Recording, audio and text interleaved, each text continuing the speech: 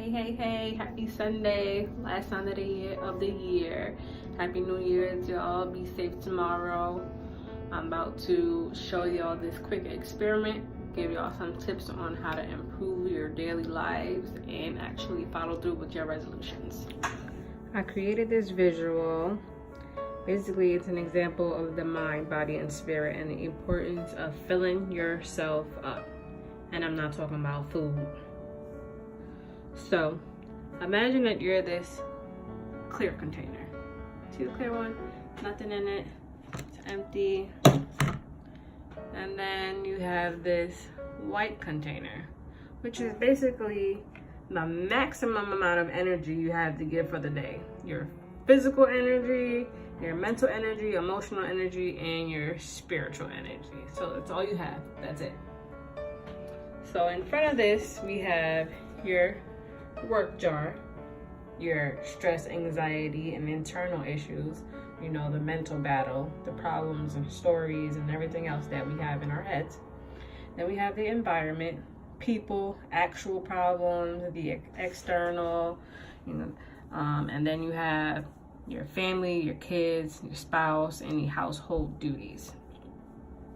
So on any given day, you might wake up happy, fully energized, you're ready for the day.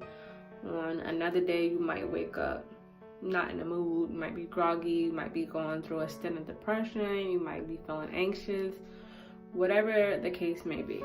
Sometimes we might even go to sleep worried about the next day and not want to go to work, already going to sleep stressed out about what's going to happen tomorrow. So how do y'all get through y'all day? How do we get through the day when we don't even have any motivation to start with? So on a typical day, right from the start, you're getting on social media. You might be seeing things that you don't want to see. Things that might be a little bit stressful, people with opinions that are not your own. You might be seeing people on vacation. You might be seeing people getting a new job, doing basically everything that you feel like you should be doing. After that, you get up, gotta get ready. Get the kids ready, get the house ready, make sure everybody got their lunch, make sure you got all your stuff. You're probably gonna forget something anyway. And then you get to work. Right off the bat, you got 100 emails. You got 20 missed calls. Everybody's in crisis. Your supervisor wants to speak to you. For me, I have 18 clients. Half the time, people are in crisis. And basically, it's a really hard job. So I'm going to pour up a little bit more for myself in that jar. And over here, you have, your environment, actual problems. Let's say your car broke down, you can't find your phone, anything that can possibly go wrong. All of that energy is going into that jar. And that doesn't look too pretty. So then by the end of the day, you're worried about what's for dinner. You're worried about what you got to clean up. You got to do laundry. You got to help the kids with homework. You got to get them in bed. You got to deal with your spouse. Maybe things aren't so great. And suddenly that jar is almost to capacity. And this is for people who typically don't have too many issues in their life. What about those people who have mental illnesses, or maybe have marital problems or financial issues, or live in dangerous neighborhoods? You're just pouring and pouring and pouring. And if you live in poverty and that's already taking half of your energy, you might as well just fill that one up. Low self-esteem, low self-worth. You already believe all these negative things about yourself. You pour the last bit of the energy you had all into that jar. As you can see, there's nothing left in there. There's definitely nothing in there. And then all these jars are filled with all of your energy. Now, in the morning, you might have had some coffee. You might have had a cigarette. You might come home and have a glass of wine, sprinkle that on there. You might smoke a blunt. You know, you might do a couple of temporary relief, but even none of that is enough to fill you up. It's just sitting there. It's not even moving. But that's definitely not enough. I can't even pour much of anything into any of those other cups. So if you have all your time and energy filling up these 4 aspects of your life, you don't have anything for yourself, how are you even going to make it to the next day? By the end of your day, you're basically completely depleted. You don't have any more energy to give to anything else. You might be doing the things you have to do for your kids, but are you taking the time to actually sit down with them, read them stories, play with them?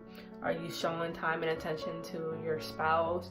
Do you have any energy left to work out or do things that make you happy other than laying in bed? And it's okay to relax. But when you find yourself unhappy because you're not doing any of the things that make you happy and contribute to your life and your well-being, then you find yourself becoming depressed, becoming anxious, becoming upset, becoming irritated. And that's because from the beginning of the day until the end, you were constantly depleting yourself and you were never getting poured into. You're pouring out all of your energy and everything you have when you're not getting that same reciprocity. So how do we fix this problem? Imagine if you started your day with your normal amount of energy and then a whole entire second reservoir of energy that you could fill yourself up first and then fill up your work jar, your family jar, your stress and anxiety jar, your environment jar. You could do this by just waking up a little bit earlier. And if that doesn't work for you, maybe you can just change the way you do your mornings. So what does that mean? Not getting on social media first thing in the morning, not checking your emails and texts, and making the first 20 minutes about you.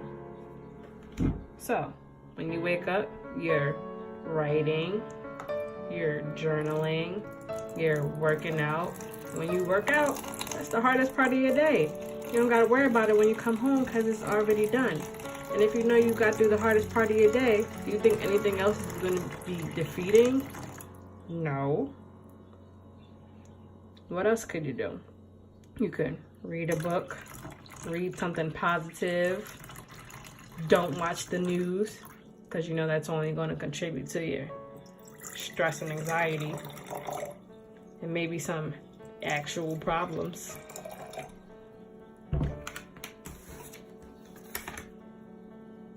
You could also pray, meditate.